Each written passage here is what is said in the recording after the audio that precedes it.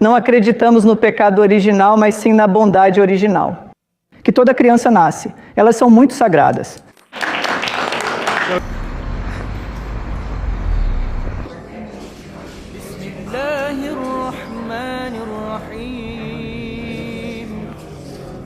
Então, neste momento, vou passar para o meu querido amigo e mentor, Sabil Ahmed. Ele vai falar sobre o Salmo 101 e outras coisas que ele tem para compartilhar. Deixe-me preparar, inshallah, certo? Deixe-me configurar meu Zoom, inshallah.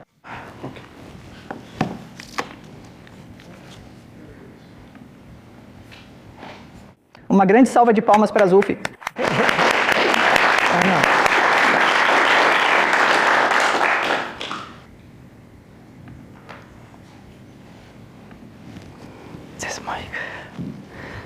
Ok, Bismillahirrahmanirrahim. Começo em nome de Deus, o mais benevolente e misericordioso. E eu peço a Deus para ligar este microfone. Eu não sei se Deus vai fazer isso, mas Bob vai fazer. Bob vai fazer isso só se Deus quiser. Ok, só se Deus quiser. Eu achei que ele estava mais perto. Talvez estivesse ligado. Obrigado a Deus. E obrigado ao homem lá em cima. Então, o irmão Zulfi cobriu bastante coisa em pouco tempo. Hora de perguntas e respostas. Certo. Baseado no que ele disse, tudo bem? Baseado no que ele disse. Mas como o Zulfi mencionou, ele falou sobre a história de Adão e Eva. O que você acha que seriam as duas semelhanças, ou uma semelhança e uma diferença entre a percepção islâmica ou a visão islâmica de Adão e Eva em comparação com a versão cristã disso? Alguém quer responder essa pergunta? Você está pedindo por semelhanças? Sim, tipo uma semelhança na história entre o Alcorão e a Bíblia e depois uma diferença. Vamos começar pela semelhança. Você está usando o ChatGPT ou algo assim? Ele está ouvindo e digitando. Brincadeira. Eu sei, você sabe a resposta. Desculpa, só quis deixar o clima leve. Pode continuar, por favor. Quero dizer, ele foi criado por Deus a partir do pó ou do barro. Sim, Deus criou Adão e Eva. Então, de acordo com o Islã, de acordo com a Bíblia, eles foram os primeiros seres humanos criados. Então, nós não acreditamos que viemos dos macacos. Tudo bem? Não acreditamos na parte da evolução que afirma que humanos vieram dos macacos. Então, nós acreditamos na história da criação, que os seres humanos são honrados por Deus, criados por Deus e abençoados pelo Criador. Qual você acha que é a diferença entre a história de Adão e Eva no Alcorão e na Bíblia? Mesmo que o irmão Zulfi não tenha falado sobre essa parte, só para completar, o que você diria sobre como Eva foi criada? Claro, também há semelhança nisso. O que mais você acha? Sim. É possível que Adão e Eva tenham sido enviados do paraíso, eles foram mandados embora como pequenos, acho que você sabe disso. Então, de acordo com a versão islâmica da história, ambos estavam no paraíso. Certo? E então, depois da desobediência, do erro e da tentação por Satã, ambos foram enviados para a terra, de acordo com a versão islâmica. Mas uma outra grande diferença entre a versão do Alcorão e a versão bíblica é esta. E é isso que define a diferença teológica entre o cristianismo e o Islã. E essa diferença é esta. Então, de acordo com a versão islâmica, depois que Adão e Eva foram colocados na terra, ambos perceberam que cometeram um erro muito grande. Ambos se arrependeram diante de Deus. E de acordo com o Islã, ambos foram perdoados. Então, de acordo com o Islã, nós não acreditamos no conceito de pecado sendo passado de Adão e Eva para seus descendentes, e depois para todos nós. Então, nós não temos a história do pecado original. Mas aí está. Acho que você gosta dessa parte, né? Chamamos o Islã de fé justa e equilibrada. O que eles fizeram, comer a maçã ou qualquer coisa, sabe, do paraíso, eu não fui responsável por isso. Assumo o que faço. O Islã valoriza a responsabilidade pessoal. Então, o que o Islã diz é que ambos se arrependeram diante de Deus e Deus os perdoou, e fim de história. Não acreditamos no pecado original, mas sim na bondade original. Que toda criança nasce. Pronto. Então, Nós acreditamos nisso nesta igreja? Você acredita? Muito bom, eu adoro, viu? É isso. Então não é diferença e sim semelhança. Aí está, ok, bem. Isso difere da maioria dos cristãos. Sim. Eu não tinha percebido isso nesta igreja. Ok, tudo bem, nós vamos voltar. Ok, tudo bem. Por que eu estou aqui? Estamos todos aprendendo, certo? Mas você também vai aprender sobre nós. Ok, tudo bem. Sim. Então, deixa eu continuar, senão vamos ficar presas no primeiro slide. Certo. Eu nasci e cresci em uma cidade chamada Hyderabad, na Índia. Alguém já ouviu falar dessa cidade? Não. Não? É uma cidade grande, até maior que Chicago. Certo. Então, tendo nascido e crescido lá, eu costumava assistir muito, sabe, CNN, Fox News, como você disse, e filmes de Hollywood. Então, nossa percepção de Chicago era essa, que Chicago é realmente famosa pela Sears Tower. E nossa percepção de que Chicago é realmente famosa pelo número 23. Aí está. Por que não, né? E nossa percepção era que Chicago é realmente famosa por ele. Lá vai ele. Sinceramente, eu temia pela minha vida ao vir aqui por causa daquele cara ali em cima. Tudo bem? Então, depois de vir aqui, percebi que não importa se somos muçulmanos, cristãos, hindus, judeus ou ateus, todos nós somos iguais. Temos as mesmas preocupações e famílias. Desejamos o melhor para a humanidade e nossos entes queridos. Então, minha percepção em relação ao medo, em relação aos equívocos sobre americanos, América, cristianismo, tudo isso desapareceu quando conheci meus vizinhos pessoalmente. Então, eu parabenizo todos vocês com uma grande salva de palmas por terem convidado seus vizinhos muçulmanos para estarem aqui. Isso mesmo, muito bem, isso mesmo. Tudo bem, já que muçulmanos e cristãos nós temos muitas semelhanças. Quem pode me dizer, vamos lá, 3 semelhanças entre o islamismo e o cristianismo? Se ninguém se voluntariar, eu posso escolher qualquer um. Escola dominical, certo? Sim, senhora. Bem, nós descendemos de Ismael. Quer dizer... A história de Ismael... Faz parte de ambos os nossos Abraão. Me desculpe, Abraão. Mas Ismael, então... isso aí. Então aí está. Então há uma semelhança, certo? No final das contas voltamos a Abraão e no fim voltamos a Adão. Então fazemos parte de uma única família humana. Essa é uma semelhança. E você levantou a mão, sim. Isso. Jesus é importante para todos nós, muçulmanos e cristãos. Que Jesus foi profetizado que voltará à Terra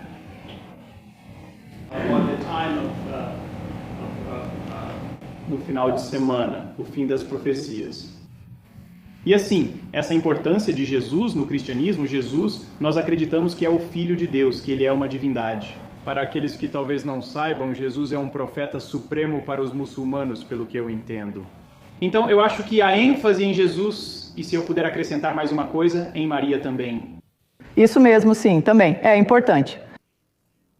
Sim. Então, tanto Jesus quanto sua mãe Maria são pessoas honradas no Alcorão e no Islã. Vamos começar com a mãe dele, Maria. Que a paz esteja com ela. Você vai se surpreender ao saber que o Alcorão possui mais de 6.000 passagens. O Alcorão fala sobre muitas pessoas. O Alcorão menciona cerca de 25 profetas pelo nome. E você vai se surpreender ao descobrir que a única mulher mencionada em todo o Alcorão é ninguém menos que Maria, a mãe de Jesus. Uau! A mulher mais importante do cristianismo, ou uma das mais, é a única citada pelo nome em todo o Alcorão. Alguém aí consegue adivinhar quantas vezes? 34 vezes. Se eu perguntar quantas vezes ela aparece na Bíblia, o que vocês responderiam? Eu não ouvi isso. 18 vezes. Então nós amamos e honramos ela mais do que vocês. Como assim? Vamos lá. Eu tenho que fazer algo com isso, né? Existe um capítulo no Alcorão, capítulo 4, capítulo 3, versículo 42. Então o anjo Gabriel é enviado para Maria. Um anjo é enviado por Deus para Maria. E esse anjo está dizendo que Maria, Deus te honrou, Deus te purificou e Deus te escolheu acima de todas as mulheres. Quero dizer, só imagine se o Alcorão viesse da mente de Muhammad, que a paz esteja com ele, porque ele honraria uma mulher de origem judaica que ele nunca conheceu. Ela viveu 600 anos antes e ela é a mais honrada em todo o Alcorão. Então, o que dizemos é que isso indica que o Alcorão não vem da mente de Muhammad, que a paz esteja com ele, senão ele poderia ter honrado sua esposa, sua filha, certo? A mãe dele, de todas as pessoas. Então, ela foi mencionada 34 vezes com honra, respeito e amor. Agora vamos falar sobre Jesus, que a paz esteja com ele.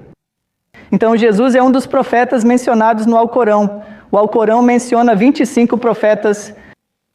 De Adão até essa última pessoa, quem você acha que os muçulmanos consideram como o último e o final profeta? Sim, o profeta Muhammad, que a paz esteja com ele. Então nós dizemos que Deus deu a revelação a Adão, o primeiro ser humano, que a humanidade não deve adorar nenhum ídolo, nem o sol, a lua, os animais, os humanos, mas somente adorar e se submeter ao Criador. Então esse mesmo conceito, essa mesma crença fundamental, foi dada ao restante dos profetas, aos demais mensageiros, incluindo Jesus, que a paz esteja com ele. Então nós dizemos que Jesus é um dos profetas na sucessão profética. Já que falamos de Jesus, vou direto para o próximo assunto, certo? Precisamos pausar para o horário da oração. Qual milagre você acha que é o primeiro milagre de Jesus no Alcorão? O Alcorão menciona muitos milagres de Jesus. Mas há um milagre específico que não está na Bíblia, mas está no Alcorão. Não está na Bíblia, mas sabemos disso mesmo assim. Por que não sabemos? Agora você vai saber, tá bom? Agora você vai saber. Inshallah, se Deus quiser. Certo, de acordo com a Bíblia. Ok, vamos falar da Bíblia. Qual é o primeiro milagre de acordo com a Bíblia? Depois vamos falar do Alcorão, sim? Água em vinho, certo? Tudo bem. Certo, então agora vamos ao primeiro milagre atribuído a Jesus de acordo com o Alcorão. Alguém levante a mão. Muçulmanos? Sim. Ok, vocês sabem a resposta, gente. Vamos lá. Certo, alguém dos nossos irmãos e irmãs cristãos? E você? Podemos tentar adivinhar? Sim, acho que sim. Eu ia dizer que o nascimento dele foi um milagre. Certo, então sim, nós acreditamos como muçulmanos que Maria era virgem. Veja, há uma semelhança aí. Acreditamos que ela era virgem quando Jesus nasceu. Mas depois do nascimento, qual foi o primeiro milagre que Jesus fez?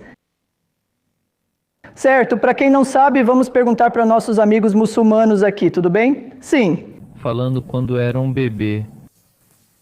Falando quando era um bebê. Imagine isso, é assim que a história acontece.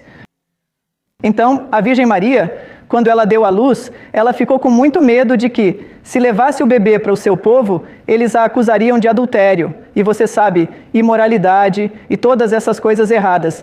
Mas ela não tinha escolha. Ela levou o bebê e todas as pessoas a cercaram. E então começaram a apontar o dedo para ela e a acusá-la. Como você pôde fazer algo assim? Você vem de uma linhagem nobre. O que há de errado com você, não é? Então, naquela época, não existia teste de DNA certo. O que ela pode? Como? O que ela pode dizer para provar que é inocente? Ninguém vai acreditar nela. Nesse momento, ela apontou para o menino Jesus e o menino Jesus, com apenas um dia de vida, começou a falar e falou. Está mencionado o que ele disse no Alcorão, capítulo 19, versículo 30. Então, vamos fazer uma pausa para criar suspense. E você pode estar pensando, vamos lá, doutora Sabir, o que ele disse? Estou com fome? O que ele disse, não é? Ele falou algo profundo. Então, de acordo com o Alcorão, capítulo 19, versículo 30, Jesus, o menino Jesus, ele disse, está em árabe, vou apenas dar a tradução. Ele não falava inglês, aliás, certo? Então ele disse que eu sou um servo de Deus. Deus me fez um profeta e Deus me deu um livro. E Deus me fez bondoso com minha mãe, para orar e para praticar a caridade. E continua. Essas foram as primeiras palavras e o primeiro milagre de Jesus, segundo o Alcorão. Pronto. Agora você pode compartilhar isso com sua família, certo? De acordo com o Islã. Ainda estamos no segundo slide? Ok. Tudo bem, vamos seguir em frente. Existem muitas semelhanças. Deixe-me mencionar rapidamente.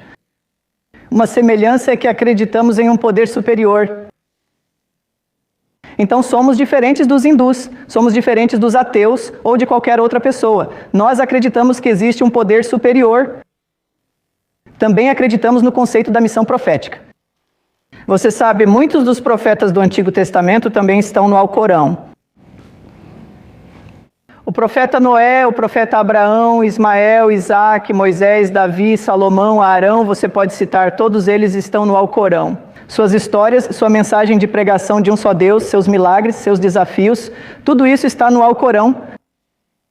Então, só por curiosidade, quantos de vocês já leram o Alcorão? Talvez algumas partes. Ninguém? Você leu tudo ou só algumas partes? Ela fala isso com cautela para eu não perdê-la. Tudo bem, queria que tivéssemos algumas cópias. Correto. Revisando e percebendo. Na mesquita é de graça. Sim, a gente sempre pode enviar. Quero dizer, eu li a Bíblia honestamente. Então é bom para nossos amigos cristãos lerem o Alcorão, porque a semelhança é importante para fins de educação. E pelo fato de que existem 2,1 bilhões de pessoas que acreditam que o Alcorão é a palavra de Deus. Então você deve ficar curiosa. 2 bilhões é um número grande. Suponha que eu te faça essa pergunta. Quando você acha que os muçulmanos começaram a vir para os Estados Unidos, o que você diria? Na década de 1950, 60 ou 40? Aproximadamente quando? Não creio que muitos deles estavam aqui na Revolução Americana. Uau, eu estava tentando te confundir, né? Mas você não caiu nessa. De acordo com o New York Times, o primeiro muçulmano a vir para os Estados Unidos foi em 1529, aproximadamente 500 anos atrás. Muçulmanos, na verdade, quando os Estados Unidos conquistaram a independência em 1776, qual país você acha que, de todos os países do mundo, reconheceu os Estados Unidos da América? Foi a França, a Rússia, a China, a Inglaterra? Talvez a Inglaterra, querida? Com certeza não, né? Qual país você acha que, de todos os países daquela época, em 1776, reconheceu os Estados Unidos da América, o primeiro de todos? Ok, não é um país asiático, não é um país europeu, não é a América do Norte, nem a América do Sul, não é a Austrália. Com qual continente eu fico? África. África. E o país começa com a letra M. Quem falou isso? Marrocos, você sabe. Muito obrigada. Viu? Sim, Marrocos, certo? De todos os países, foi um país muçulmano que apoiou. Foram os muçulmanos que apoiaram os Estados Unidos da América. E na Guerra da Independência, houve vários muçulmanos que participaram pela liberdade deste país. Houve centenas de muçulmanos que lutaram ao lado de, você sabe, Abraham Lincoln, na Guerra Civil, pela unidade deste país e pela liberdade dos escravos.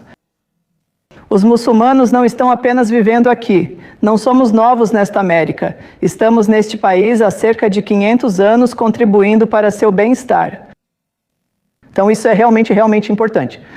Então você pode estar olhando para a foto ali em cima e pensando, quem são essas pessoas? Cada uma delas, elas são muçulmanas.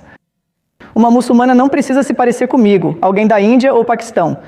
Uma muçulmana pode ser de qualquer raça, origem, cultura e nacionalidade, desde que siga as 6 crenças e os 5 pilares. Ok, quiz, pergunta rápida. De todos os países muçulmanos que existem, qual é o país muçulmano mais populoso? Isso significa que esse país tem o maior número de muçulmanos. Indonésia, gente, alguém já sabe na hora. Isso aí, ela sabe. Vamos aplaudir ela, certo? Obrigada. Eu só ouvi a voz e de repente apareceu uma cabeça dizendo Indonésia. Certo? Sério? Lá vai. Mesmo que eu esteja surpresa, não estou surpresa, porque muitas pessoas não sabem que há mais muçulmanos no Extremo Oriente do que no Oriente Médio. Sim, então a Indonésia, depois o Paquistão e a Índia, tem mais de 200 milhões de muçulmanos. Depois Bangladesh e outros países.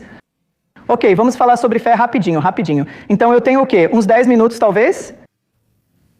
Se quiserem manter a continuidade, podemos fazer uma pausa conforme avançamos. Claro, e depois voltamos e talvez continuemos com os 5 pilares, os 6 pilares. E... Devemos fazer isso ou encerrar em 10 minutos e abrir para perguntas? Sim. O que acha? Talvez devamos fazer isso, já que você deveria fazer. Já que estou no... Posso fazer isso? Você é médica. Uau, vai ser um desafio, mas farei, ok? Que tal usar um cronômetro? Amigo, conhecendo ele, sei que posso falar por mais tempo. Tá bom. Eu posso falar por mais tempo.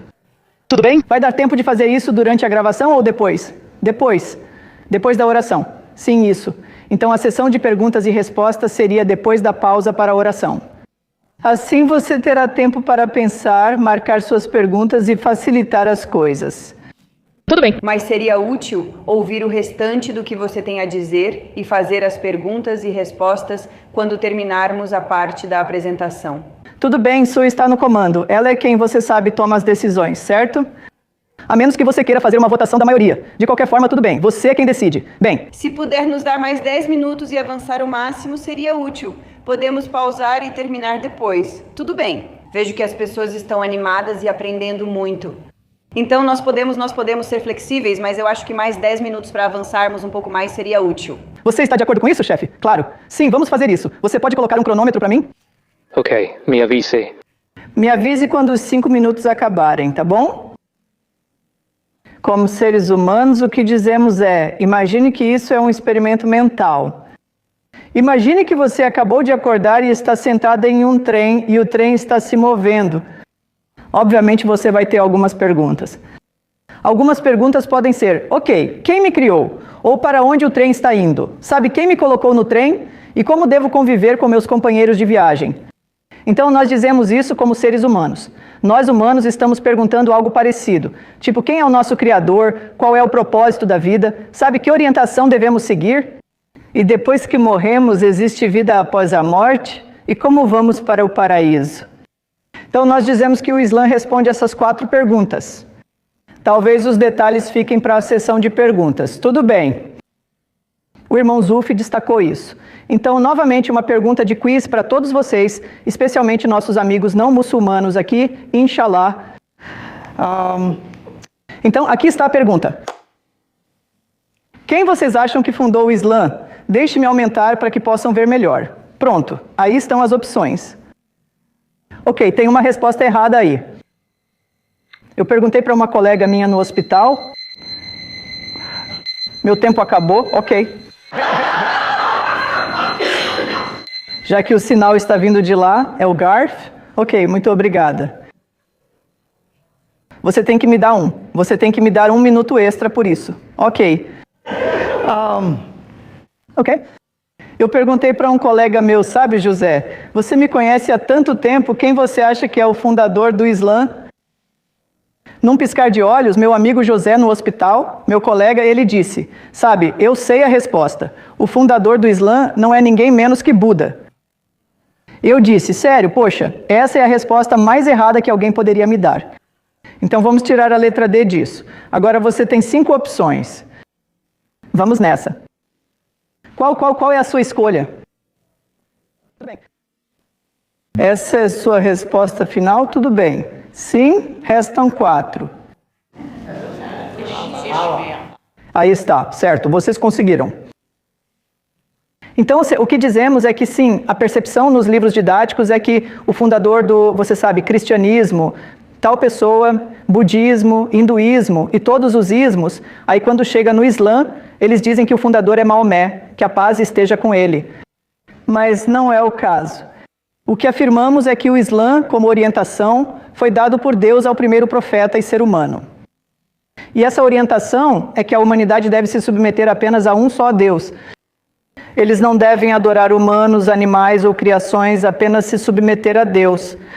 Então, essa submissão a um Deus, né, se você traduzir essa frase de submissão a um Deus para o árabe, é a palavra Islã.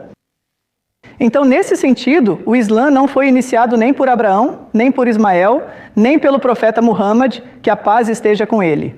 nós dizemos que o Islã é uma continuação da mensagem dada a todos os profetas, remontando ao próprio Alá, que foi quem deu essa mensagem. Então isso é bastante importante. Assim como em diferentes idiomas temos nomes diferentes para Deus. Por exemplo, em espanhol, qual é o nome de Deus em espanhol? Deus. Em inglês é o Criador. No idioma de Jesus, qual era o idioma dele? Não era inglês, nem espanhol ou francês. Língua aramaica. Então, de acordo com a Enciclopédia Britânica, o nome de Deus nesse idioma é qual? Yahweh, não é Yahweh. Então, em hebraico é Jeová e Yahweh, mas na língua aramaica é algo diferente, Elohim. Elohim ainda é em hebraico, certo? Elohim, Yah, Jeová, Yahweh, todas essas são palavras hebraicas, certo?